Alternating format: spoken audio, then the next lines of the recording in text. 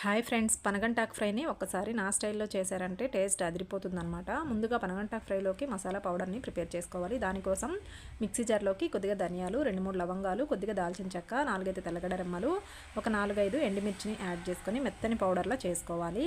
ఇలా చేసుకున్న ఈ పౌడర్ మొత్తాన్ని కూడా పక్కన పెట్టేసుకుందామండి. చూడండి, ఇక్కడ నేను వీడియోలో చూపిస్తున్నాను కదా, ఇంత మెత్తగా పౌడర్ చేసి పక్కన ఉంచుకుందాము. ఇప్పుడు స్టవ్ మీద బాండ్లీ పెట్టి 2 టేబుల్ స్పూన్లు ఆయిల్ని యాడ్ చేసుకోవాలి.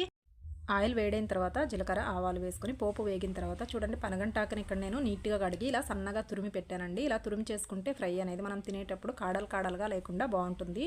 ఇందులోకి 1/2 టేబుల్ స్పూన్ పచ్చిశనగపప్పు, కొద్దిగా పసుపుని యాడ్ చేసుకొని మొత్తం బాగా కలిపి మూత పెట్టేసి ఒక 5 మినిట్స్ ఇలా మగ్గించుకోవాలండి మీడియం ఫ్లేమ్లో. ఇలా మగ్గించుకోవడం వలన పనగంటాకులో ఉండే వాటర్ మొత్తం కూడా ఇలా వచ్చేస్తాయి. ఇలాగే కలుపుకుంటూ 5 మినిట్స్ ఫ్రై చేసినట్లయితే ఇందులోని వాటర్ మొత్తం ఇంకిపోయి ఇలా ఫ్రై అయిపోతుంది. ఇప్పుడు మనం ప్రిపేర్ చేసుకున్న పొడి మొత్తాన్ని యాడ్ చేసుకొని ఒకసారి బాగా కలుపుకొని పక్క తీసుకుంటే ఎంతో టేస్టీ అయిన పనగంటాకు fry ready. Thank you for